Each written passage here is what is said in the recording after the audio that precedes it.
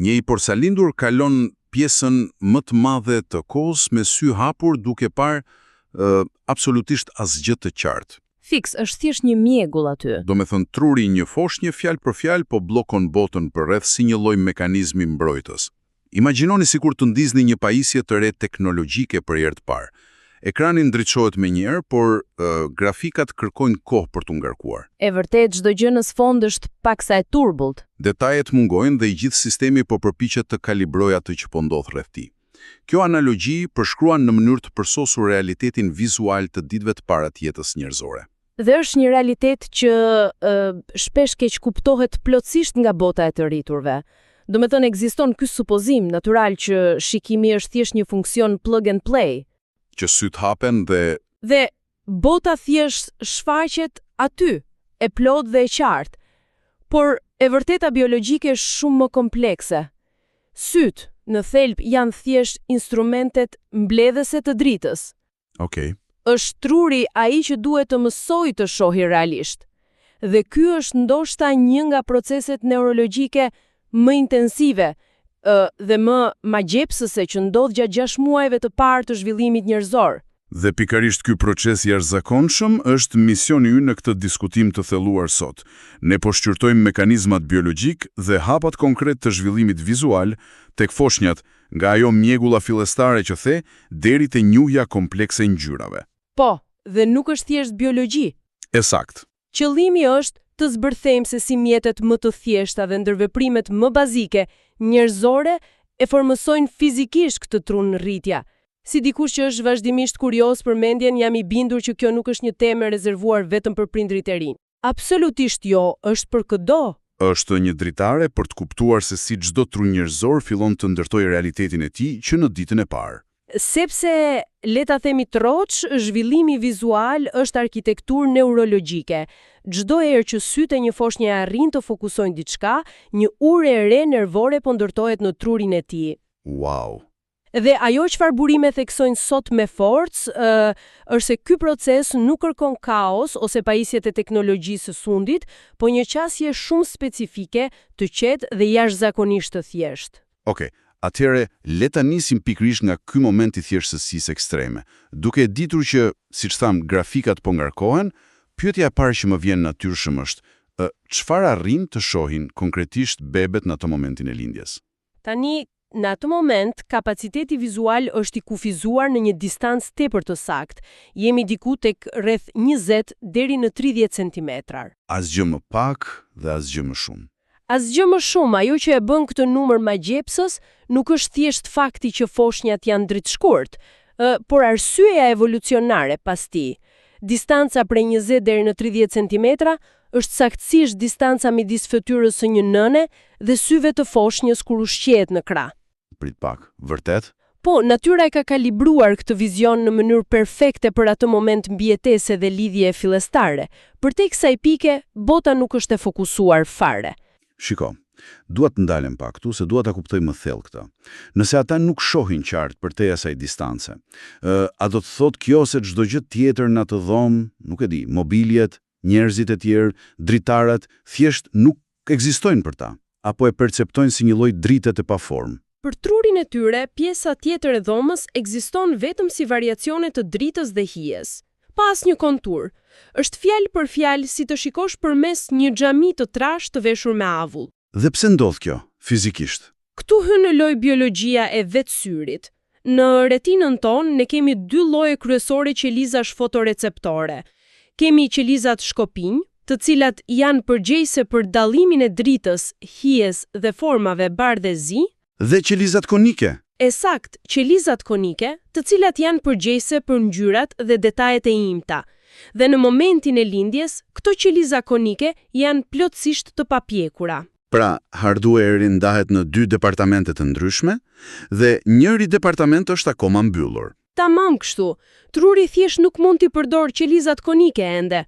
Megjithatë, qelizat shkopinj po funksionojnë. Kjo është arsyeja pse shikimi një të porsalinduri jo vetëm që është i mjegullt, por ata nuk i dallojnë dot ngjyrat. Sytë e tyre mund të procesojnë vetëm kontraste ekstreme, kryesisht atë bardhë dhe zi. Pra, në thelb, E gjithë kjo funksionon si rregullimi i kontrastit në një televizor të vjetër bardhëzi. Pikërisht kështu është. Për shkak se gjithçka është kaq i turbull, truri ka nevojë për një ndarje ekstreme, brutale, mes ngjyrave, si për shembull një formë gjeometrike e zezë mbi një sfond të bardhë-borë, vetëm për të arritur të ndajë mjedisin dhe të kuptojë që aty ka një objekt. Është një mekanizëm gjenial në fakt. Dhe ajo që është më gjepse këtu është se kjo pamje e kufizuar nuk është një defekt, është e lidhur drejt për drejt me korteksin vizual në pjesën e prapme të trurit. Aha. Në lindje, ky korteks është gati për të kunuar, por lidhjet nervore brenda tij janë ende shumë të dobta dhe të paorganizuara. Përdohej menjëherë nga gjithë paleta ngjyrave, dritave, thellësisë. Do ishte kaos total. Do psonte një kolaps sistemi, do të ishte një mbingarkesë pa përballueshme sensoriale. Ndaj, duke e kufizuar fushpamjen dhe duke regjistruar vetëm kontrastin bardhë-zi, trupi i thot sistemit nervor të fokusohet vetëm te gjroja përballë. Është një formë filtri natyror i zhurmës, domethënë. Fiks. Fillojmë të ndërtohen rrugët bazë duke përdorur vetëm informacionin thelbësor dhe mendoje trurin në këtë fazë të hershme si një pyll të dendur e të virgjër. Okej, më pëlqen kjo analogji. Asnjë rrugë nuk është shtruar ende aty. Çdo herë që sytë e foshnjës arrin të fiksohen tek ai kontrasti thelb bardhë-zi, neuronet ndizen. Është një lloj sikur dikush të ecë përmes atij pylli duke shtypur barin për të hapur një shtek të ri. Sa herë që shikon atë kartën bardhëzi. Po, sa më shpesh të përsëritet ky fokusim, aq më shumë ai shteg kthehet në një rrugë të qartë neurologjike. Baza e shikimit është pikërisht ky proces i krijimit të shtigjeve. Kjo jep kuftim të plot asaj këshille praktike që dëgjojmë shpesh për të përdorur karta të thjeshta apo libra bardhëzi. Domethënë, kur dikush mban një letër me vija të zeza në distancën prej 20 centimetrash, nuk po e bën thjesht për të argëtuar beben. Jo, absolutisht jo. Po i jep korteksit vizual saktësisht vetmin lloj informacioni që ai mund të lexojë në atë moment për t'u stërvitur. Por tani kemi folur deri tani për rëndësinë e këtyre objekteve statike. Po, Jeta nuk është thjesht një pikturë e palëvizshme. Në një moment të caktuar, ky fokus thelbësor duhet të përkthehet në diçka dinamike. Pasi arrin të dallojë këto kontraste, si kalon truri nga aftësia për të parë një kartë të palëvizshme në një ndërveprim aktiv me mjedisin. tranzicioni i radhës ndodh pikërisht përmes lëvizjes.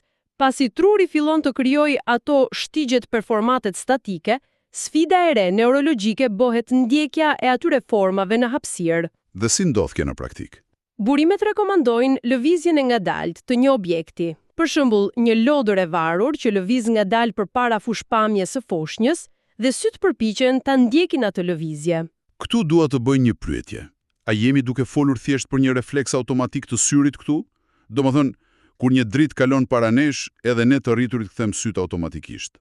Apo po ndodh një lloj palestre e mirëfillt për trurin e bebes, kur ata përpiqen të ndjekin atë lodrën. Është absolutisht një palestër tepër e avancuar. Kategorikisht nuk është thjesht refleks. Në gjuhën e zhvillimit neurologjik, kjo njihet si ndjekja e lëngshme ose smooth pursuit në anglisht. Okej. Për të realizuar këtë lëvizje në dukje të thjesht, 6 muskuj ekstraokular, domethënë muskujt e vegjël që rrethojnë secilin sy, duhet të mësojnë të punojnë në një sinkronizim perfekt. 6 muskuj njëkohësisht? Po, dhe kjo lëvizje muskulore duhet të koordinohet milisekond pas milisekonda me sinjalet që vijnë nga korteksi vizual. Nuk lindin me këtë aftësi. Kjo ndoshta shpjegon pse ndonjëherë sytë e foshnjave duket sikur dridhen ose lëvizin në mënyrë të çrregullt kur përpiqen të shohin diçka që kalon para tyre. Tamam, sepse truri po përpiqet të kalibrojë motorin, por nuk është vetëm çështje e muskrave të syrit.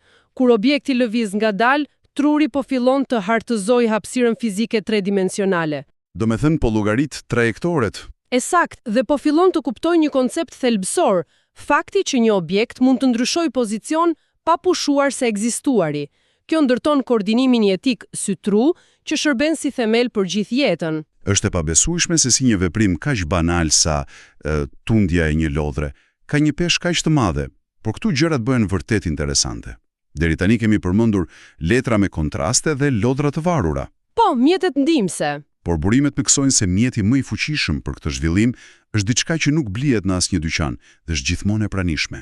Dhe ai mjet absolut suprem është fytyra njerëzore, fytyra e prindit ose kujdestarit. Domethënë, mund të themi me pak humor që fytyra e prindit është vërtet ekrani i parë premium për një të prosalindur.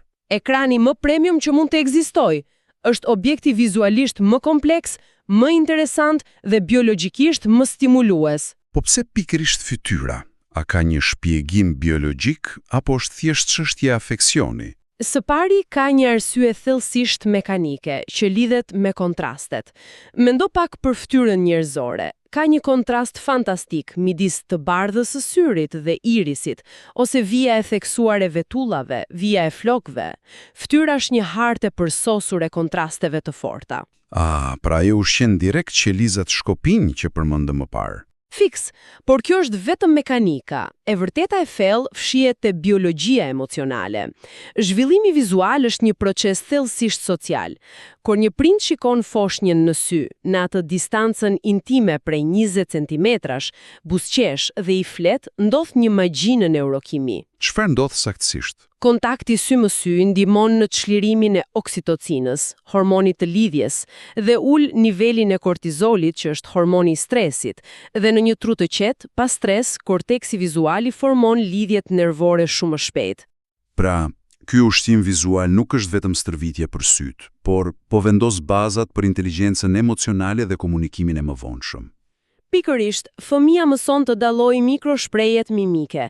Një kartë e printuar nuk ka emocione, nuk buzëqesh, nuk përshtatet kur foshnja lodhet. Vetëm një njeri mund ta bëjë këtë. E jashtëzakonshme.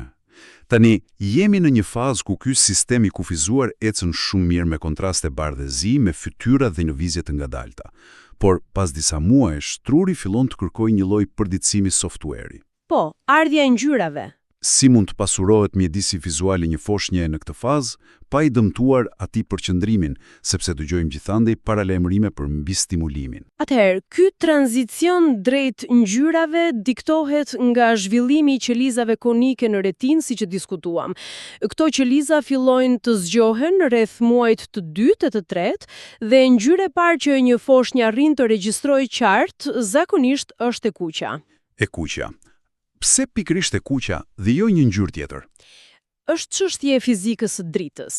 E kuqja ka gjatësinë më të madhe të valës në spektrin e dukshëm, gjë që e bën më të lehtë për t'u përpunuar nga receptorët e papjekur. Më pas shtohen të gjelbrat, të verdhat dhe në fund nuancat e blus. Dhe çfarë rekomandojnë burimet në këtë fazë për prindërit? Rekomandohet shtimi gradual i lodrave me ngjyra, por ekziston një paralajmërim thelbësor. Duhet shmangur kategorikisht stimulimi i tepërt, lodra komplekse dhe mbi të gjitha ekranet.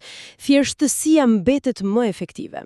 Çiko, këtu më duhet të ngrej një dyshim që jam i sigurt që e kanë shumë njerëz. Ne jetojmë në një botë ku jemi mësuar të mendojmë se më shumë është gjithmonë më mirë. E vërtet. Kur hyn në një dyqan lojrësh, sheh rafte të mbushura me lodra me ngjyra neoni të ndezura, zhurma e drita rrotulluese. A nuk është disi sfiduese të pranosh që lodrat e mërzitshme të thjeshta janë më të mirat? Është sfiduese, por faji bie te percepcioni ynë si të rritur. Truri i pjekur proceson lehtë ngjyrat dhe dritat. Ne shikojmë një lodër vezulluese dhe mendojmë sa bukur, kjo e ndihmon trurin. Por tek foshnja kjo përkthehet në mbistimulim të pastër klinik. Do me thënë në vend që ta zhvillojë blokon. Po, një tru në zhvillim ka nevojë për qetësi dhe fokus të pastër për të përpunuar një informacion të ri. Nëse derdh mbitor një lumë dritash dhe ngjyrash njëkohësisht, sistemi kalon në gjendje stresi. Fëmia e qan largon shikimin sepse truri po i thotë që nuk e përballon dot këto sasi të dhënash. Kjo na çon edhe te çështja e ekraneve, apo jo? Shumë njerëz mendojnë se një video me ngjyra edukative është e padëmshme. Është një gabim thelbësor. Ekrani digjital pulson me qindra herë në sekond, ajo që njihet si refresh rate. Korteksi i papjekur e regjistron këtë si një puls të panatyrshëm drite. Plus, lëvizjet janë shumë të shpejta dhe nuk ka një hapësirë fizike 3D që sy të stërviten realisht. Pra, thelbi vërtet, ose rregulli bazë, do të ishte që ushtrimet të bëhen disa minuta, disa herë në ditë, dhe vetëm kur bebi është i qetë. Pikërisht, sepse cilësia vlen gjithmonë shumë më tepër se sasia në zhvillimin neurologjik. Është një perspektivë që i vë gjërat vërtet në vendin e tyre. Por gjatë këtij diskutimi, pam se si zhvillimi i trurit dhe përmirësimi i fokusit tek bebet fillon nga format e thjeshta me kontrast të lartë, në atë distancën e famshme 20 deri në 30 cm, Po, fillime të thjeshta, por jashtëzakonisht të sakta nga ana e natyrës. Më pas, ky fokus përmirësohet përmes ndjekjes së lëvizjeve të ngadalta, asaj përlestrës që ti i quajtë ndjekja e lëngshme, dhe sigurisht lulëzon përmes kontaktit sy me sy me fytyrën e njerëzit. Gjithçka ka të bëjë me konsistencën dhe praninë. Dhe ajo që është me të vërtetë inkurajuese është që nuk ka nevojë për mjete perfekte teknologjike për këtë. Edhe qërat më të vogla, kur bëhen çdo ditë me një foshnjë, ndikojnë fizikisht në arkitekturën e trurit të tyre. Por ndërsa arrim në përfundim të kësaj analize të sotme, një ide paksa provokuese vazhdon të më rrijë në mendje. Udhëzimet theksojnë se sytë e një foshnje zhvillohen më së miri me dizajne të thjeshta, bardhëzi, qetësi dhe mungesë të plotë të ekraneve digjitale. Po, e theksuam shumë këtë. Ndoshta kjo metodë zhvillimi është një kamban alarmi dhe për vetë të rriturit. Nëse një tru i pastër i sapo lindur e ka absolutisht të nevojshme shkëputjen nga kaosi vizual, ekranet ndriçuese dhe mbi stimulimi për të përqendruar, ndoshta edhe ne vetë kemi nevojë për të njëjtën gjë. Fiks. Ndoshta edhe truri i lodhur i një të rrituri ka dëshpërimisht nevojë her pas here për të njëjtën recetë fëmijore, më pak ekrane, ngjyra më pak verbuese dhe më shumë fokus të thjesht, ndoshta duke parë thjesht në sytë e një personi përballë. Kjo mbetet padyshim një mendim i bukur për tu eksploruar nga secili